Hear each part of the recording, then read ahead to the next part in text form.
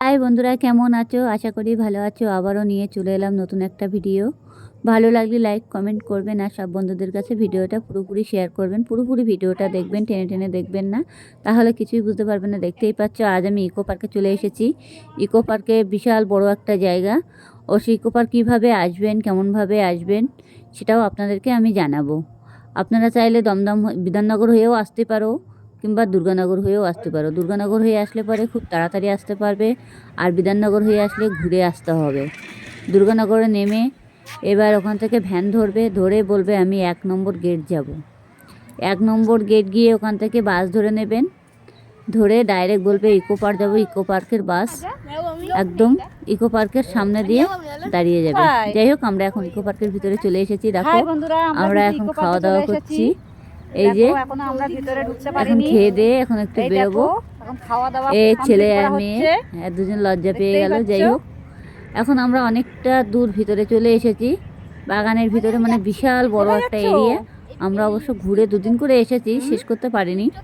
আবার গাড়ি করে ঘুরলে পরে সুবিধা হয়। যেতেই হোক, আমরা গাড়ি করিনি। গাড়ি করলে পরে আমরা তো দাঁড়িয়ে দাঁড়িয়ে দেখতে পারবো না কিছু, ডাইরেক্ট তো গাড়ি চারি সাইড দিয়ে ঘুরিয়ে নিয়ে চলে যাবে। যেতেই হোক, আর কিছুই হবে না। যার জন্য আমরা গাড়ি করে ঘুরিনি। গাড়ি করে, গাড়ির ভিজিট হচ্ছে এসি গাড়ি, তোমার পাবে এখানে 250 টাকা, আর এমনি গাড়ি পাবে 150 টাকা, আর তোমার সাইকেল ভাড়া নেবে 150 টাকা। তোমার সাইকেল ভাড়া নিতে গেলে তার আগে 500 টাকা জমা দিতে হবে। সব কিছু বলে দিচ্ছি ঠিকঠাকভাবে, সেই বুঝে যদি আপনারা আসেন তাহলে বুঝতে পারবেন। যাই হোক, এখন আমরা হেঁটে হেঁটে কিছুটা দূর যাব। অনেকটা দূর হাঁটা শুরু করে দিয়েছিলাম।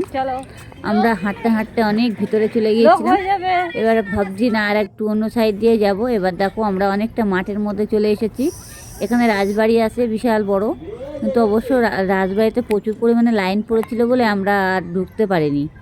যাই হোক, দেখো এই যে গাড়িগুলোর কথা বলছিলাম, সেই গাড়িগুলো এই দেখো, এই যে খালি যেগুলো দেখবে কাঁচ লাগানো আছে সেগুলো 250 টাকা মানে টিকিট, আর যেগুলো কাঁচ লাগানো নেই সেইগুলো হচ্ছে 150 টাকা টিকিট।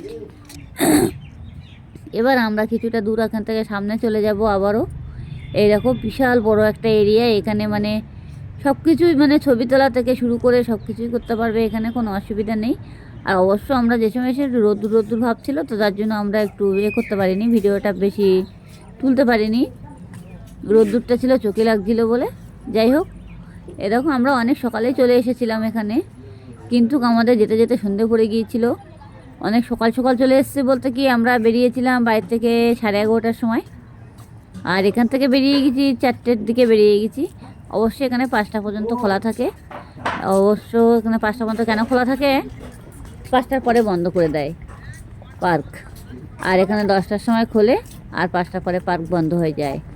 এখানে প্রচুর পরিমাণে লোক হয়, কিন্তু যে যা আসে সব গাড়ি করে করেই ঘোরে।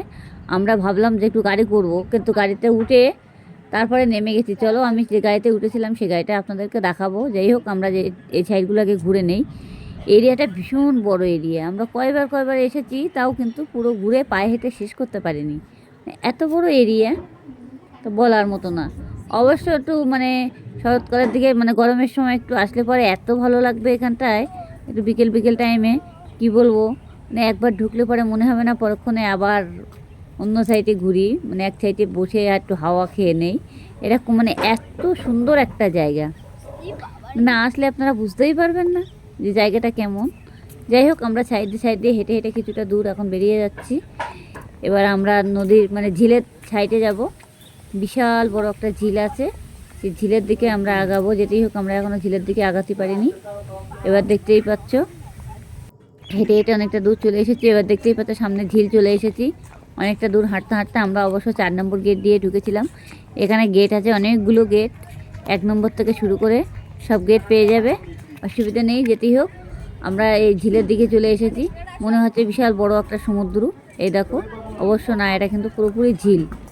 এবার আমরা কিছুটা দূর হাঁটবো হেঁটে হেঁটে। এই যে জলের সাইডে চলে এসেছি। এই যে দেখতেই পাচ্ছ কত মাছ, ভিতরে প্রচুর পরিমাণে মাছ আছে এখানে।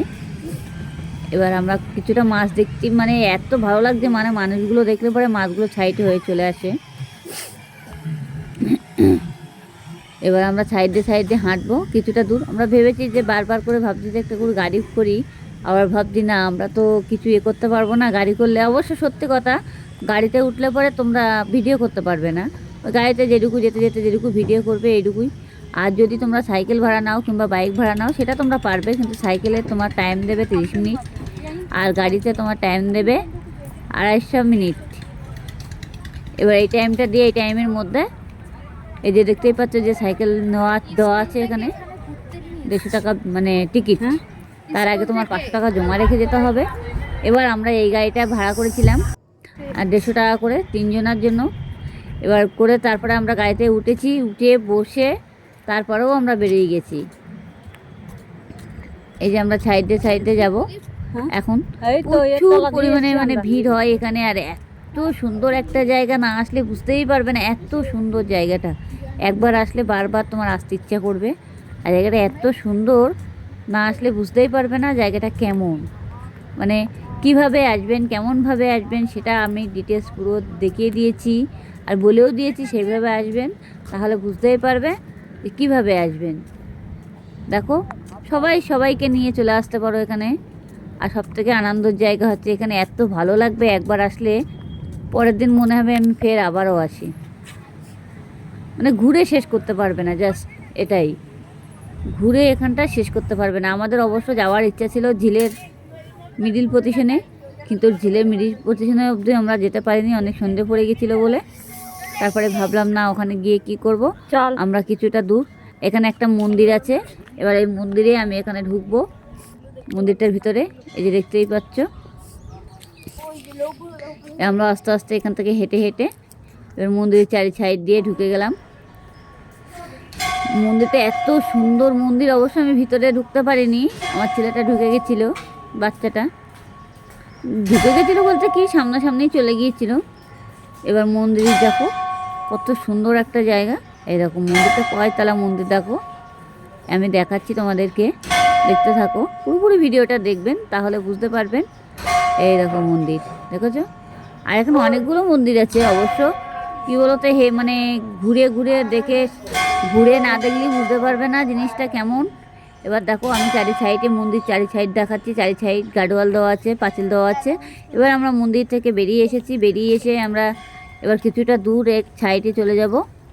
এবার দেখো প্রচুর পরিমাণে এরিয়া এখানে, প্রচুর পরিমাণে, মানে যেদিকে তাকাবে সেদিকে এত সুন্দর লাগবে, মনে হচ্ছে কি যেন এখান থেকে বাড়িতেই যাব না, ঘরে মানে এখানে বসে টাইমটা কাটিয়ে দেই। এরকম একটা কাঠের ব্রিজ আছে, আমরা এই কাঠের ব্রিজের উপর দিয়ে হেঁটে হেঁটে যাচ্ছি। অবশ্য আমরা এখানে খুবই আনন্দ পেয়েছি। এই যে আর কতগুলো নারকেল গাছ আছে, তাল গাছ আছে এখানে। অবশ্য সন্ধ্যে সন্ধ্যে পড়ে গেছে, কবরস্থান জায়গা, এখানে আবার কবর দেওয়া আছে অনেক। এটা কিন্তু মুসলিম এরিয়া, যার জন্য এত বড়, ভীষণ বড় এখানটা। হাই বন্ধুরা, তোমরা কেমন আছো? ভালো লাগলে লাইক কমেন্ট করবেন আর সব বন্ধুদের কাছে ভিডিওটা পুরোপুরি শেয়ার করে দেবেন।